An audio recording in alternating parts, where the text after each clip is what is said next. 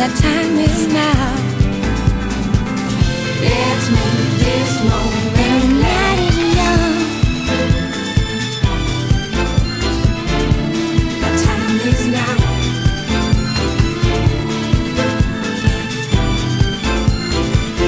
Let's make this moment last. Give up yourself onto the moment. The time is now. Give up yourself onto the moment. Let's make this moment last. Let's go. Let's see. Take you're playing same time as me, are you? No, I'm playing tomorrow. Mm. You know how did they always do they split the teams to suit? Can have every team in every country playing at the same time. That'll be insanity. Not sure what I'm going to do this season with the fucking like the Swiss model, but well, they'll figure it out. It's their problem. Mm. Right, Toulouse host Liverpool. Here we go. There's that a familiar name on the Toulouse team sheet there? It is not the same Fabinho, no. Oh, that's why I was looking to check to see. Yeah, it's one of those other Fabinhos. common Brazilian names. Yeah, Fabinho, Ronaldo, whether be it Brazilian or genuinely Portuguese. I think even at this time Fabinho was declared as Portuguese. Torres did. Oh my fucking god, you're getting subbed. Anyway, while you're doing that, welcome everyone to this Sky Sports special here. As we are covering all the Champions League games happening at the moment. Chief amongst them, Ajax versus Rangers and Liverpool away to Toulouse after that shock loss earlier in the month.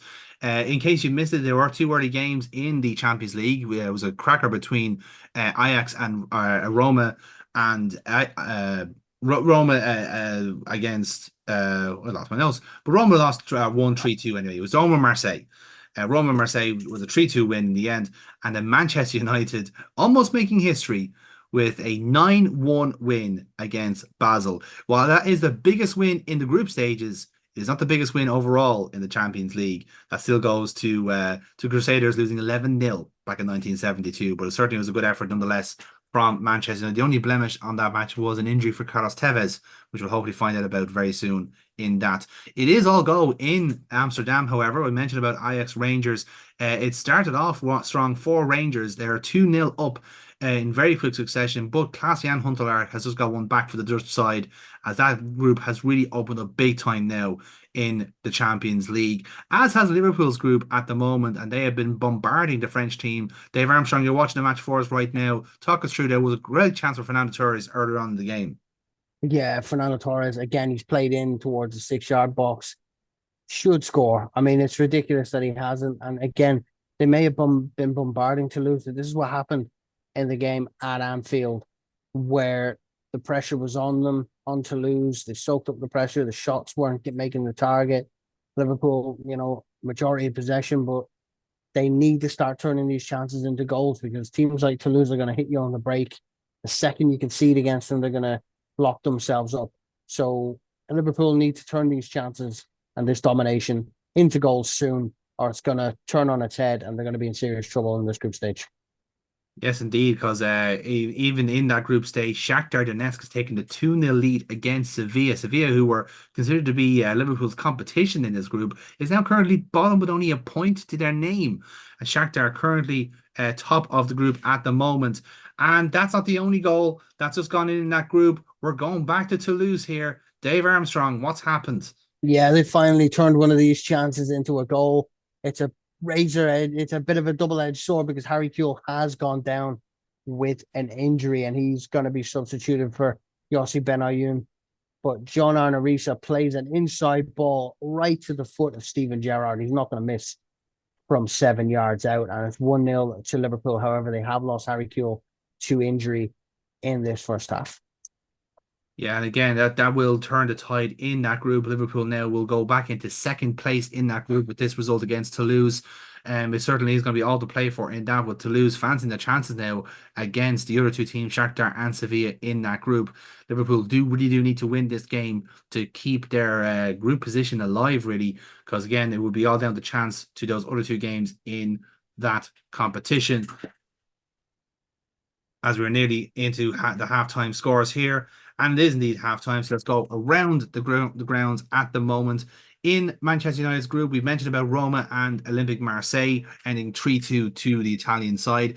Leonardo equalised for Ajax to make it 2-2 in that game, while Dinamo Bucharest have a shock lead against Villarreal in Romania right now. That could send quite a lot of bit of shock rounds in that group, with Manchester United are currently in. And we also see Schalke are currently leading in their match as well. Peter Lovenkrands, formerly of Rangers, getting the goal in that game as well. We'll be back with more of the action in a couple of moments here on Sky Sports News.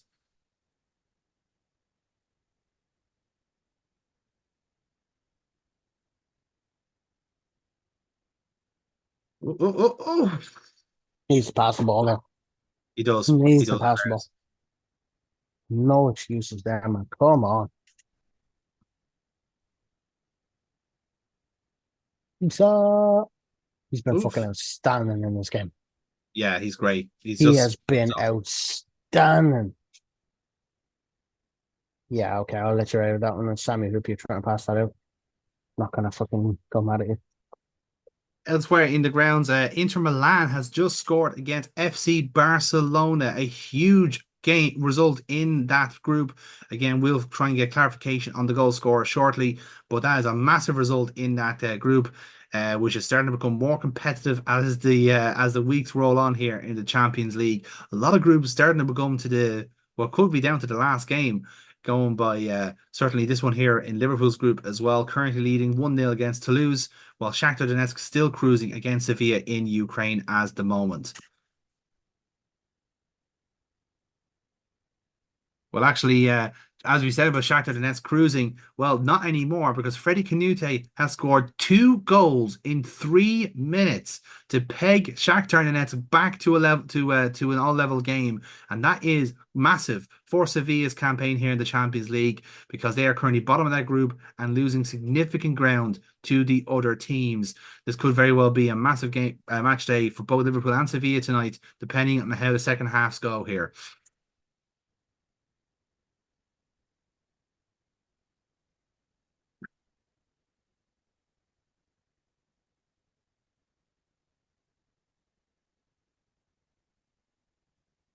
Then I even go back, will you?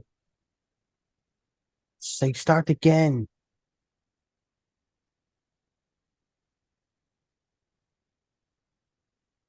Ooh. Oh, for fuck's sake. Oh, Swear to that, Christ. that was a let off. That was a let off.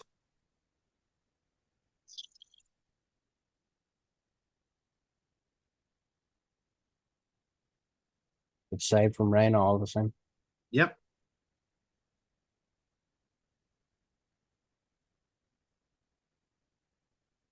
Just take the ball off him, Babel. Christ almighty, what are you waiting on?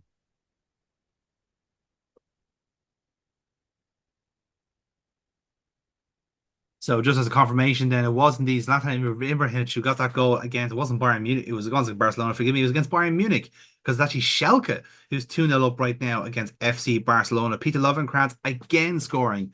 And what a group that is turning out to be at the moment. And again, it's AFC Ajax who's actually bottom at the moment. They need a massive result against Rangers to keep themselves in a hope for qualifying for the Champions League, because they're currently 5 points adrift of Bayern Munich in Group D. And speaking of groups, Group C, wow, this has been topsy-turvy all day. And Shakhtar Donetsk, who have just conceded to Freddie Canute early in the second half, has just got a goal back. And it's Razman Rat who has got it, which is, again, pivotal for Shakhtar Donetsk qualifications to the next round. They currently top the group with 9 points. If it should stay like this, and would you believe it doesn't? Curse at the commentator, because Khalid Boularus, who's currently on loan from Chelsea, has just equalised for Sevilla. What a game that is in Donetsk right now in Ukraine.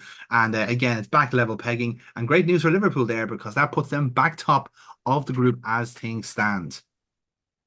Zlatan Ibrahimovic, by the way, has just scored another goal there for Inter Milan against Bayern Munich and AFC Ajax. Well, wait until you see this. 5 goals now past Rangers. Unbelievable. As Leonardo, John Heitinga, and Hedwigs Maduro, all within 10 minutes of each other, putting 3 past it and back in contention now in the Champions League. What a group that's going to be, with Inter Milan essentially qualified, not guaranteed, however, and Bayern Munich vulnerable to now Rangers and Ajax. But less about that now for Group D. Dave Armstrong, you've been watching the very tense affair between Toulouse and Liverpool. We all know that Toulouse, of course, shocked Liverpool in the home tie, but a measure of revenge for the Reds here as they take 3 points in France. Yeah, I mean the first half was all Liverpool. Chances were there. Could have been 2 or 3 in the first half, but again, Liverpool failing to put the chances away. Gerrard did get a goal just on the brink of halftime. The second half, though, Toulouse brought on Johan Elmander. That was the big difference for Toulouse. Elmander was the linchpin for them in the second half. They had a few chances to level things up, but again, it was a great performance by Jose Reina. And ultimately, Liverpool never really showed like they were attacking in the second half, but did enough to keep Toulouse at bay now. And that result goes a long, long way to qualification into the knockout stages. Of course, you mentioned it there. Sevilla 3-3 against Shakhtar. That's the exact result that Liverpool were hoping for both teams to drop points, them to take the 3 points, and makes them a lot more comfortable going into the next 2 matches. Yeah, it definitely is a very competitive group in particular there. A lot of people were expecting it to be so competitive, certainly, but Toulouse has really been the surprise in that. To be fair, so between Liverpool, Shakhtar, and Toulouse, either one of them could qualify, but could also be eliminated from the Champions League in that regard. Sevilla, who have very inferior goal difference, and we're looking to have a 5-point swing at the end of this. It's not looking good for them right now. They would have to beat Toulouse and Liverpool in their next 2 games and for results to go their way. So they are virtually eliminated from the competition. The only team so far that is qualified for the next round as things stand is Manchester United. Dynamo Bucharest's win against Villarreal essentially means that they will go through to the next round one way or another thanks to their remarkable goal difference. At the moment, everyone else is still all to play for in the next few rounds. And of course, we have more group stages to play for tomorrow night as we see Chelsea and Arsenal in action. Just to give you some update, Jonathan, on the injury to Harry Kewell. Not as bad as first thought. He came off in the first half for Yossi Benayoun injury after the goal from Steven Gerrard, but he is only expected to be out for 6 days, so he could be back for the next Champions League match day. Of course, Harry Kewell instrumental in these last few games for Liverpool, especially in the game previously, the 3-2 win against Blackburn. But thankfully, Liverpool won't be without him. Expect to be out between 4 and 10 days. Hopefully, should be back for the next Champions League match day. So, good news overall, 3 points, and not as bad as first thought, the injury to the groin of Harry Kewell. That will be a certainly relief to the Reds all across the world, especially in Australia.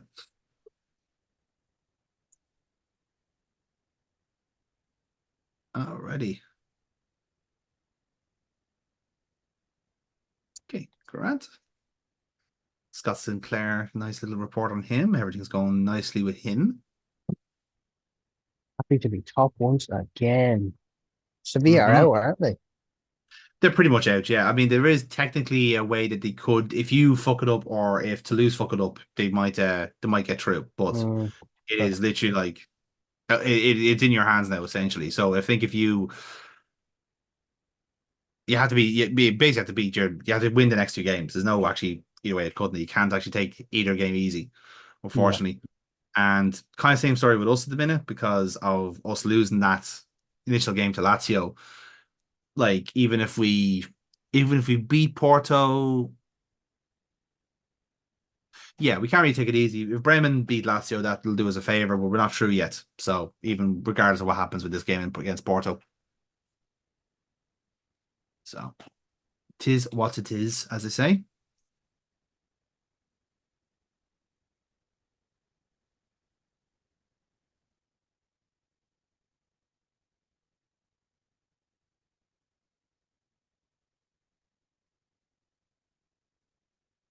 Yeah.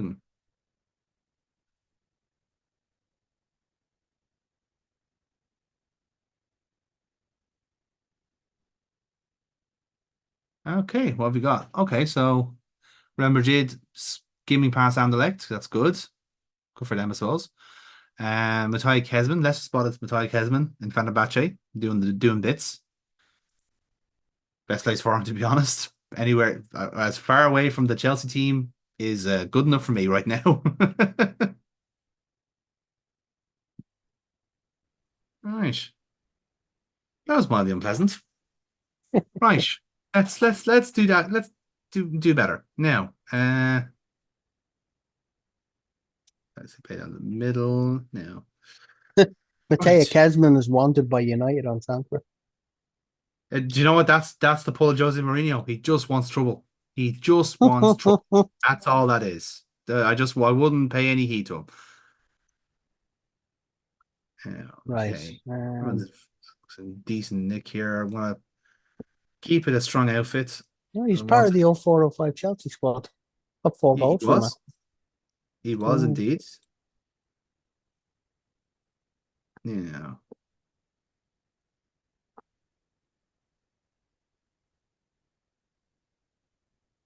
Okay.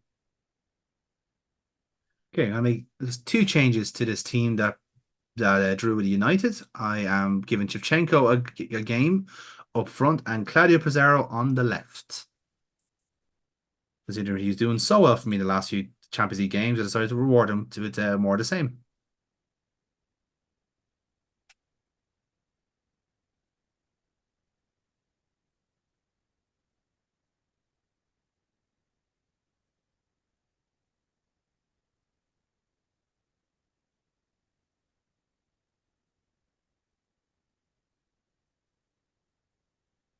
And midfielder is. All right, let's do this.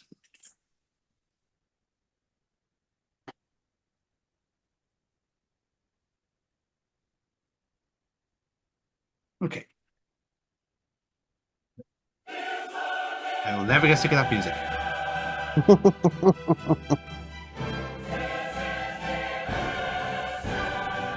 Yeah.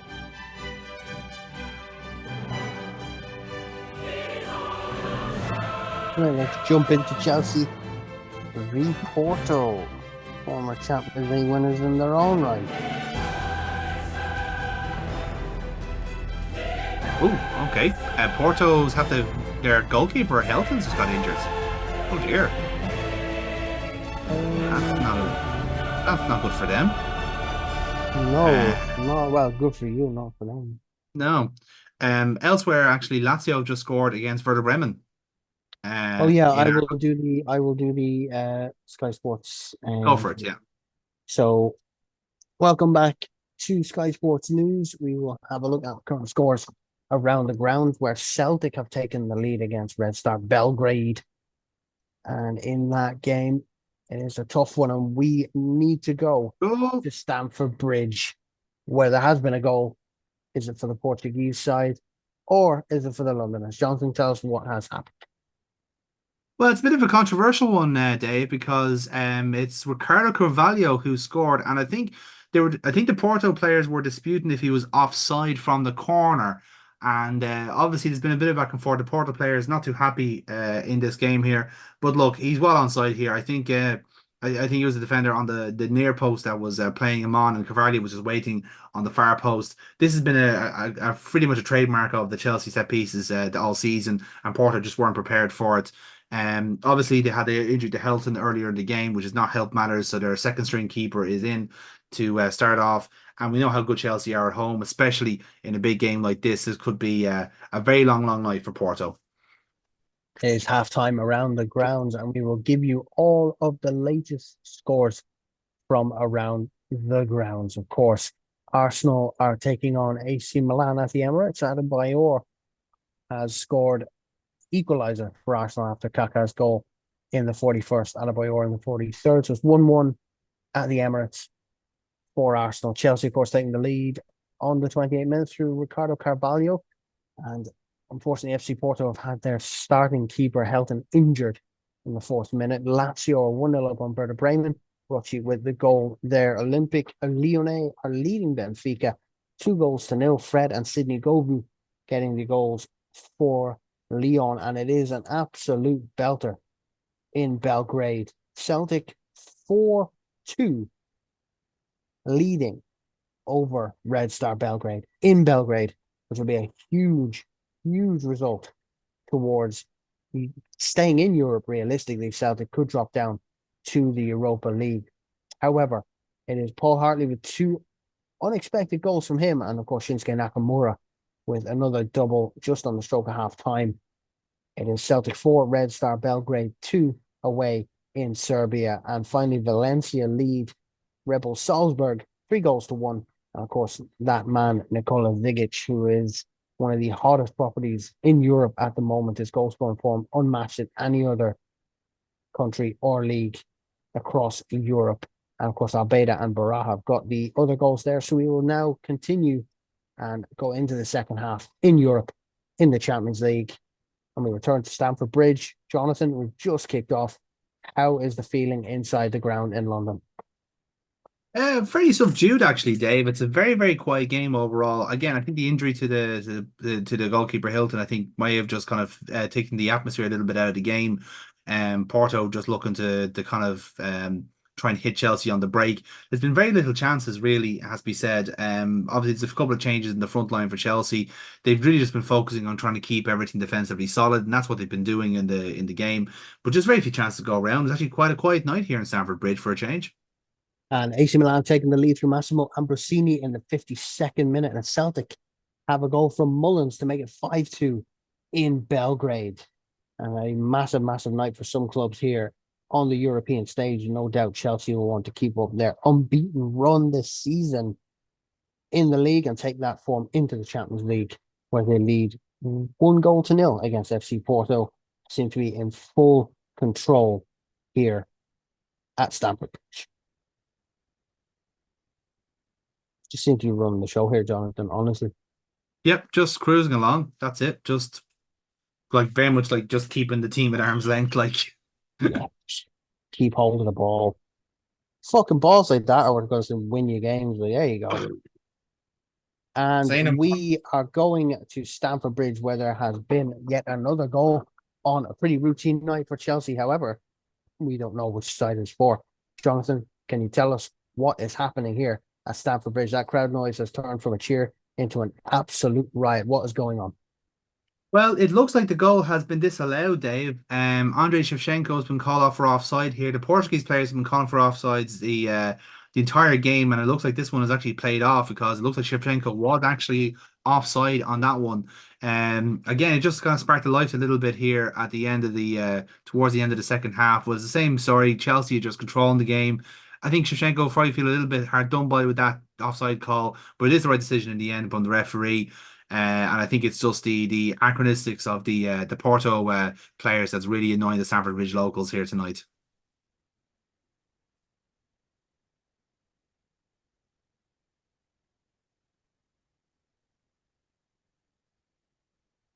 Oof.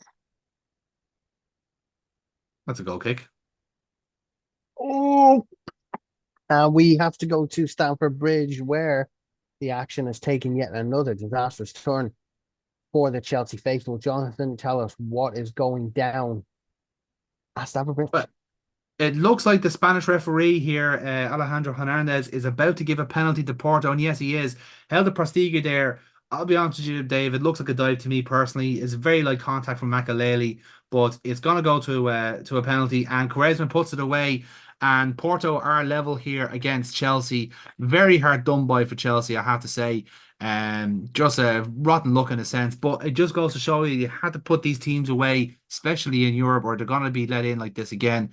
I think, like I said, it's not been an ill-tempered game by any stretch of the imagination, but it has been flat and it has been tedious in places. And I think Porto deserve credit for that in a sense, because they have made it difficult for Chelsea today to play their game. And I think Chelsea now are running out of time a little bit to try and get this result over the line. Well, we have had late drama in Chelsea games, more so, none more so, shall we say, than at Old Trafford against Manchester United plus Maluda. with that fantastic leveler in the Premier League. Lazio now 3-2, Werder Bremen, with 2 goals coming back there, and we are full-time across the board now in the Champions League. But we will go to Stamford Bridge, where the atmosphere has dipped from elation to frustration. Jonathan, can you give us your final thoughts from Stamford Bridge, Chelsea against FC Porto? Yeah, thanks, Dave. Like I said, I think it was a very unusual atmosphere here today in tonight in Stamford Bridge. I mean, Chelsea's league form has been absolutely impervious, but in the Champions League, they have been a little bit more, shall we say, a little more inconsistent. Yes, they have a lot of players that are being tested out and kind of rotations happening there, but in the grand scheme of things, I think they'll probably look at tonight as an opportunity wasted. They were controlling the game for the majority of it. You'd probably say that the substitutions didn't really help the game in a sense. It probably lost their flow a little bit, lost their rhythm. But at the end of the day, Porto, they dug their heels in. They were very much insistent on every foul, on every challenge. Especially from minute one, it was definitely a tactic here tonight, and it did seem to work in the end. They did get the penalty.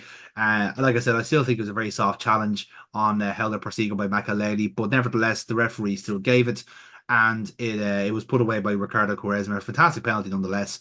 But Porto didn't have much else really on. The chances they did make were quite poor. Likewise with Chelsea, I think the finishing wasn't there tonight, and I think a draw is in the end a fair result. But Chelsea will certainly feel that they should have won this game. And if you look at the table now with Lazio winning their game, I'm sure you're going to do the scores anyway, Dave. But it is very nervy reading now for Chelsea because they'll be looking to have topped this group. And right now, there's 3 teams on the same points. So the pressure's still on here in the Champions League with Chelsea.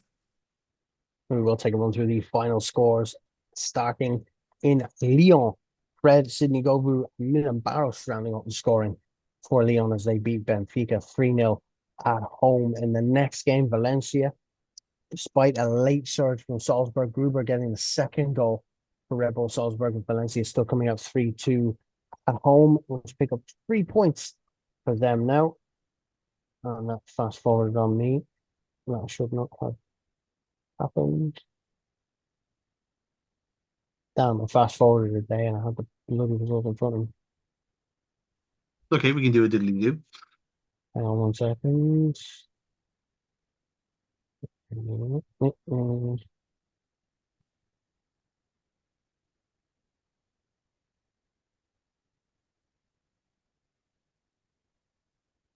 we go. Yes. So we went to the Emirates then, where Arsenal were beaten at home by AC Milan. Emmanuel Adebayor leveling after Kaká's opener, with Massimo Ambrosini getting the winning goal for AC Milan in the 52nd minute. Arsenal beat. He couldn't get anything going after that.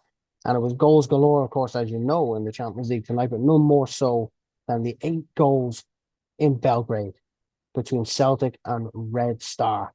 Celtic 2 from Paul Hartley, 3 from Shinsuke Nakamura.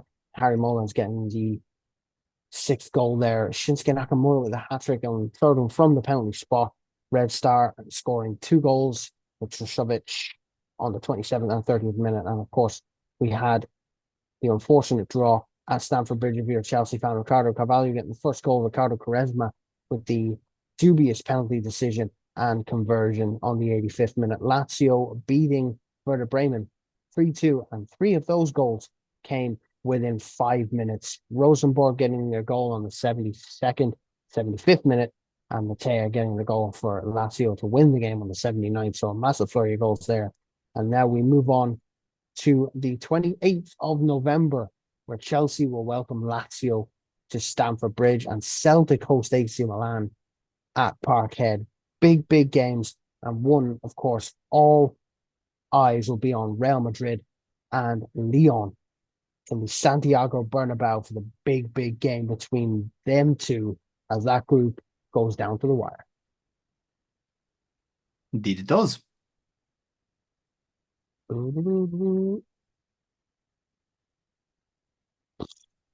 Where's this Champions League group?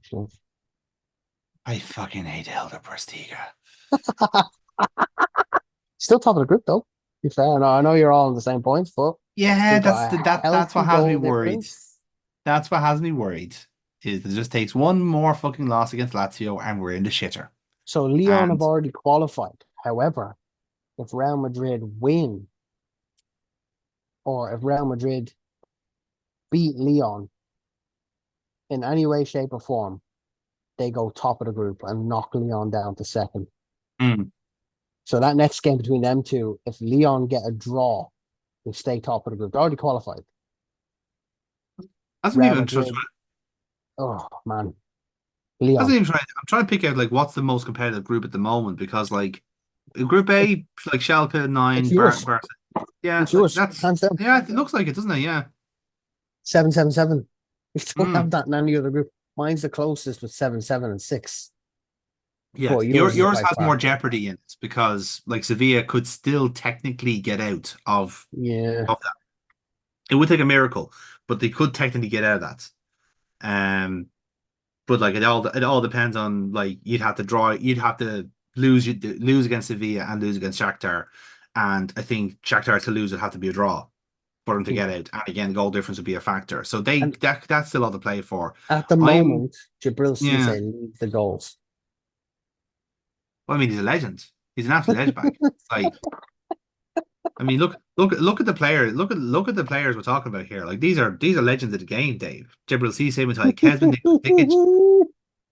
You know, it's I don't have to say any more on that. I don't have to say any more on this. You know, Right, I'm gonna call it a day. we'll call it there. We have a nice little binge of Premier League games coming up now, so we And can leave it there. I've put in a bid for Robbie Keane, and I am selling Fernando Torres in January. I don't give a fuck. He's Are you shite. now? Interesting. Not to you, no. God damn it! I can fix him. If I Give me him. I can fix him. I can make him beautiful. We can make I him bigger, promise not to faster, break him like I did stronger. in real life. We have the means to do it. Bigger, We faster, do. stronger. We do. Trust me. Trust me. I know what I'm doing. the 50 million pound man. uh, right. Until next time on Nerds in the Ball. We'll see you then.